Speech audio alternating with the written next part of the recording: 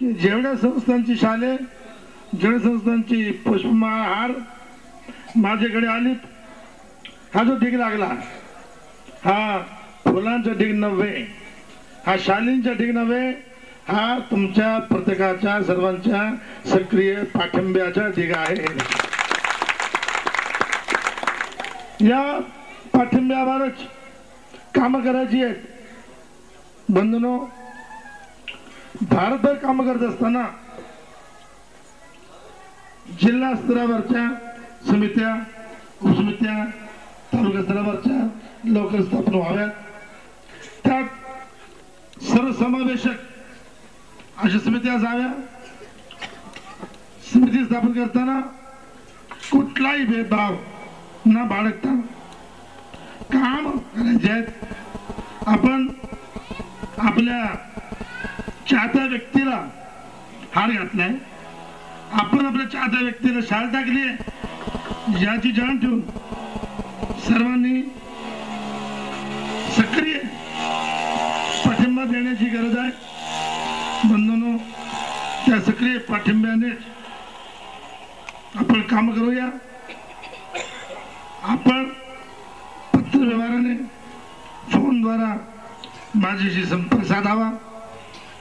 कुठलंही काम, कुठलीही गोष्ट, कुठलाही प्रस्ताव मागे पाठवताना अजिबात निसंकोचपणे, संकोच न बाळगता समितीसमोर तो प्रस्ताव ठेवला जाईल.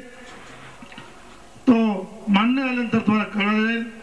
आज या प्रसंगी मी एक घोषित करू इच्छितो. भांगखेड अधिवेशनाच्या प्रसंगी आदरणीय सद्भक्त श्री खोब्रागडे साहेबांनी आता आमच्या महामंत्र्यांनी सांगितलं, जो प्रस्ताव ठेवला लीळाचरित्र बंद आहे कोर्टात. लक्षात घ्या बंधूंनो, लीळाचित्र पुस्तका नावे लीळाचरित्र कोर्ट बंद नव्हे, तर त्या माध्यमाने स्वामींचे वचन, स्वामींची लीळा पर्याय आम्ही सर्व कोर्ट बंद आहो, हे लक्षात घ्या. लीळाचा विरोध करणे म्हणजे स्वतःला विरोध करणे. स्वामींच्या वचनांना, स्वामींच्या लीळांना विमुक्त करणे, हे लक्षात घ्या. या ठिकाणी आणखीन एक दोन घोषणा करू इच्छितो. बंधूंनो, माझ्याकडे अधिवेशन झाल्यानंतर तुमच्या सर्वांचे परिचित या संस्थेचे पदाधिकारी श्री खोब्रागडे साहेबांनी पत्र दिलं आहे. माझे लेखी पत्र आहे. त्यात अनेक प्रकारच्या संस्थेला, परिषदेला आणि मला अभिनंदन आहे. आणि त्यात दोन ठराव आहेत. ते दोन ठराव कोणाला माहीत असतील नसतील. दोन ठराव असे आहेत, आज ध्वजारोहण झाल्यानंतर जो ध्वजित गीत गायला गेला, उडता रहे निशान, हा जो ध्वजगीत आहे या संस्थेद्वारा निर्मित, हा ध्वजगीत मला पाठवलेल्या पत्रानुसार अखिल भारतीय मानव परिषद रजिस्टर्ड संस्था आहे, त्याची नोंदणी झाली आहे. त्या अधिकृत संस्थेद्वारे घोषित करतो की तो ध्वजगीत जो आहे तो अखिल भारतीय मानव परिषदेच्या स्तरावर पारित करण्यात आला. गाँव के बाद पानी पानी है, कोई गांव ही नहीं, वहां तक ये उड़ता रहे निशान. हा गीत परिषदेच्या माध्यमाने, परिषदेच्या स्तरावर पारित करण्यात आलं. दुसरा ठराव असा आहे की ज्यांच्या अमोलचं पुस्तक माझ्या हस्ते त्याची दुसरी आवृत्ती विमोचन करण्यात आली, त्यांनीच रचलेला, त्यांनी आपल्या विद्वत्तेच्या माध्यमाने केलेला हे अध्यात्म आहे. या पुस्तकामध्ये अध्यात्म आहे.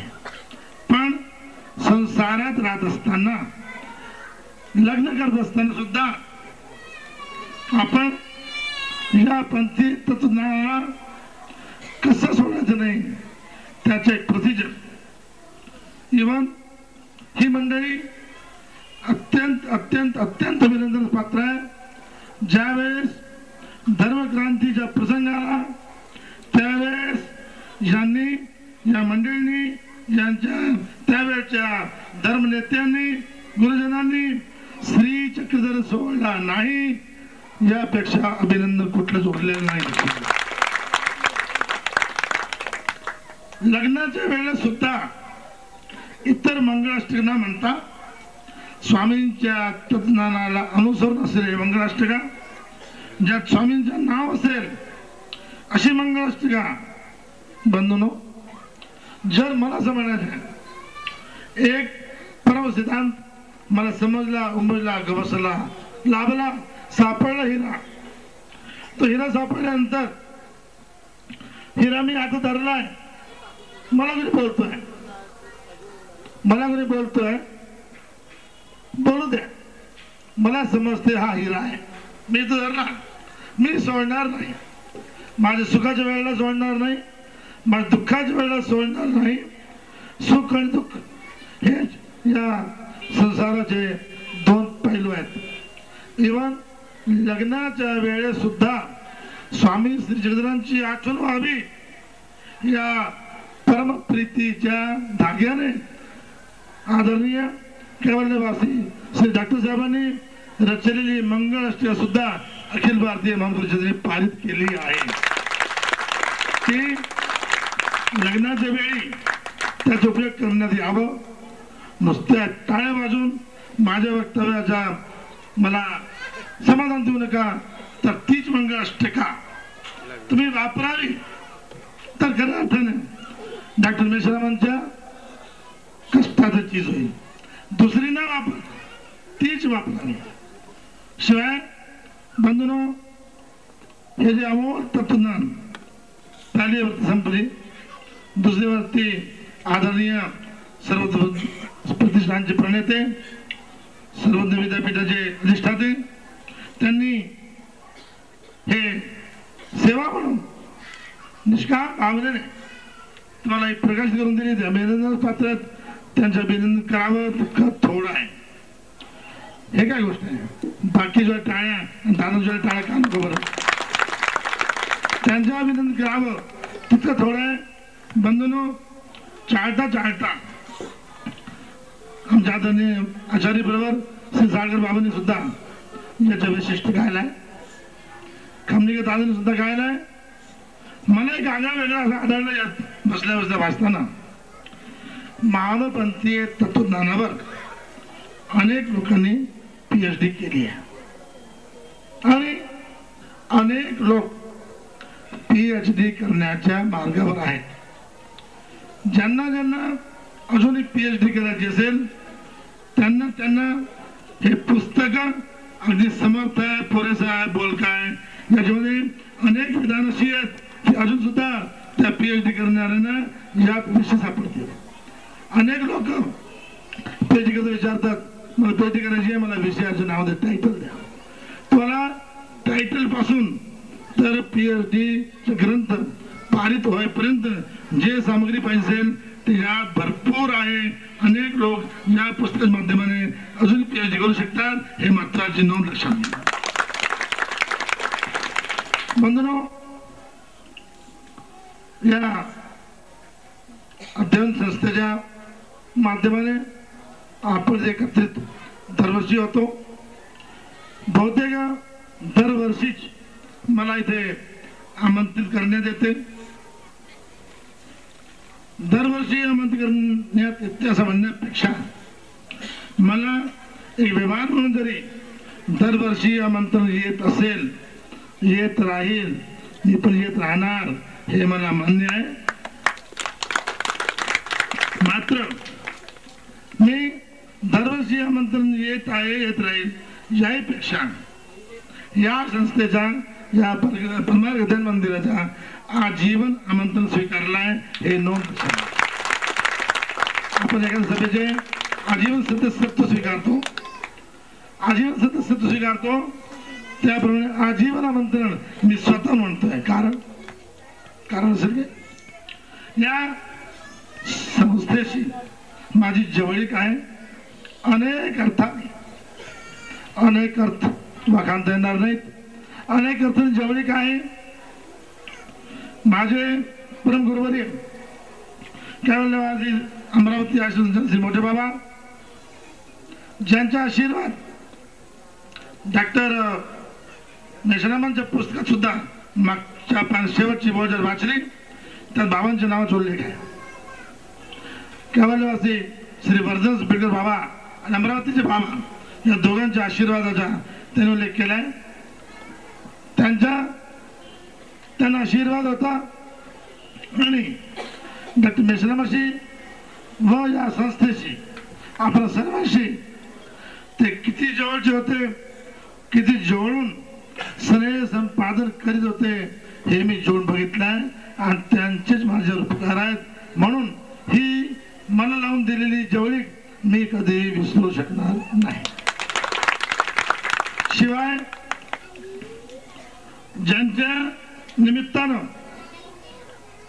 एक निमित्ताची मान्यता करावी सूत्र स्वामींचं, त्या सूत्रामध्ये 54 गुरु सांगितले, 54 निमित्त सांगितले.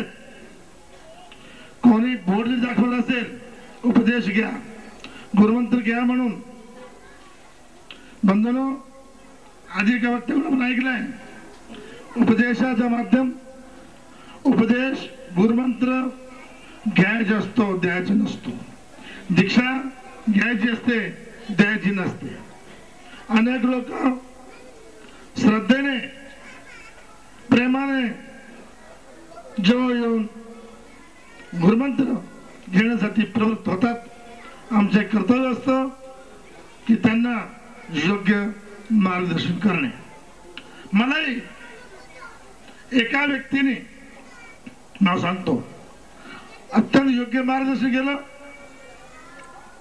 ती व्यक्ती कैवल्य पदाला पात्र झाली असून आदरणीय श्रद्धेय मी जर घर सोडला नसता, मी जर दीक्षा घेतली नसती, मी अमरावतीला अभ्यासाला आलो नसतो आणि आज मी तुमच्यात नसतो. तुमची माझी जवळीक करून देण्याचा प्रसंग मला उपदेश देणारे गुरु वेगळे असतील, मला दीक्षा देणारे गुरु वेगळे आहेत, मला विद्या शिकवणारे गुरु वेगळे आहेत. मात्र तो दीक्षा घेऊन अमरावतीला जाय असा म्हणणारा जे मी कधी विसरणार नाही, त्यांच्या निमित्त असं व्यक्तिमत्व ते मात्र याच समाजातील आदरणीय श्रद्धेय कैवल्यवासी श्री अभयराज दादा म्हणून मी या समाजाला कोणाच्या अर्थाने विसरूच शकत नाही. हे लक्षात घेण्याची बाब आहे.